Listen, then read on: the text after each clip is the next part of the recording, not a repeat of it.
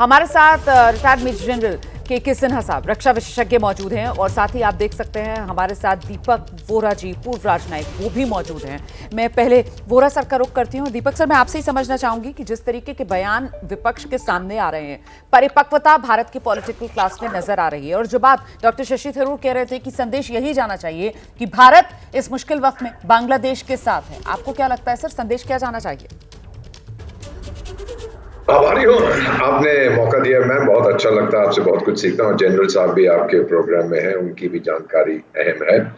ये बिल्कुल सही है कि जो भी डोमेस्टिक पॉलिसी में भारत में 73 साल की मेरी उम्र है, मैंने देखा है कि पॉलिटिकल पार्टी ये होना चाहिए, ये खराब है, वो ठीक है, ये नहीं है, वो नहीं है। लेकिन विदेश नीति के मामले में देयर इज अ कंसेंसस कि ये होना चाहिए और सारी पॉलिटिकल पार्टीज उसको सपोर्ट करती है, जैसे आज किया है। बांग्लादेश की स्थिति इस समय नाजुक है, ये सब लोग जानते हैं। क्या हुआ है, क्या क्यों हुआ, ये आप भी जानती हैं। नेक्स्ट स्टेप क्या है? इस समय शेख हसीना देश की राजधानी दिल्ली में है।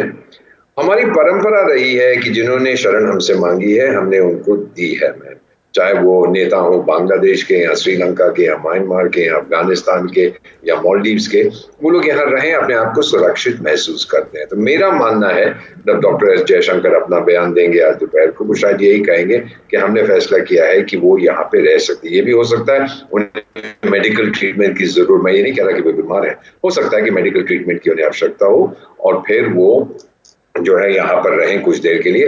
जब आप जो बात कह रहे हैं, मुझे लगता है जरा सा जनरल सिन्हा का रुख करते हैं। तो जनरल सिन्हा, मतलब आज दोपहर 3:30 बजे लोकसभा में जो विदेश मंत्री का बयान होगा उससे कुछ सस्पेंस क्लियर होगा सर? आगे का क्या कदम रहने वाला है शेख हसीना का, उसके कुछ संकेत मिल जाएंगे इस बयान से क्या?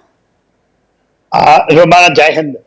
देखिए, ये तो हम सोच सकते हैं और मुझे भी पता है, क्योंकि वो भारत के हित में ही बातचीत होगी जो भी हो, और इसलिए अपोजिशन भी साथ है। सबसे बड़ी चीज जो हुई है, देखिए, भारत का योगदान वहां के लोगों के लिए हुआ है। हमने 3,843 आदमियों की बलिदानी दी थी 1971 वॉर में, और वो वहां के लोगों के लिए किया था, ये नहीं किया था कि किसी पार्टी से।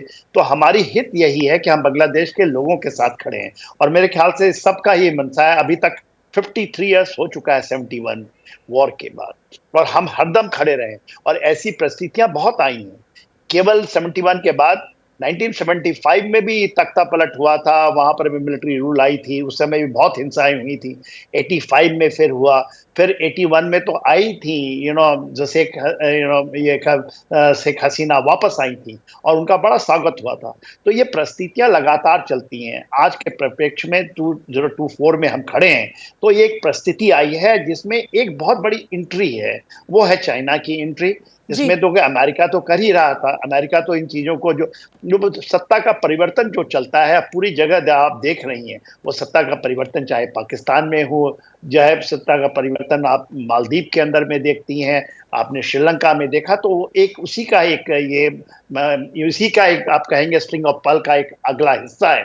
इसमें एक बड़ा प्लेयर आ गया है जो कि फ्रंटलाइन स्टेट को लेकर के, पाकिस्तान को लेकर के चाइना अपने स्ट्रिंग से इन चीजों को चला रहा है। उसके लिए हमें बहुत सावधान रहना पड़ेगा, क्योंकि देखिए, पहली बार मई के महीने में बांग्लादेश आर्मी का और चीन के आर्मी का बहुत बड़ा ज्वाइंट ऑपरेशन पहली बार हुआ है, जो नेवल फोर्सेस का खास करके वो वहां पर अपने सबमरीन को लाना चाहता है। बिल्कुल, जो बात आप कह रहे हैं, ऐसे में दीपक वोरा सर, क्या ये भारत की तरफ से, अगर शेख हसीना भले ही राजनीतिक शरण ना लें लेकिन कुछ समय के लिए भी अगर भारत में रुके, और जिस तरीके से आप कह रहे हैं कि हो सकता है मेडिकल ट्रीटमेंट या कोई और ग्राउंड, ये क्या एक स्ट्रॉन्ग मैसेजिंग होगी फिर भारत की तरफ से चीन और पाकिस्तान के लिए सर?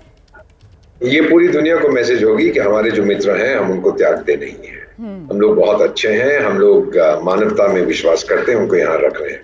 जहां तक चीन का सवाल है, मैं इतना बता देना चाहता हूं, आपको तो मुझसे बेहतर मालूम है, जनरल साहब भी मुझसे बेहतर जानते हैं कि पिछले साल जापान गई थी शेख हसीना, और वहां पे एक अग्रीमेंट साइन किया था जो टोटली जापान के पक्ष में था, ऑफिशियल सिक्योरिटी असिस्टेंस उसको कहते हैं, और चाइना के अगेंस्ट था।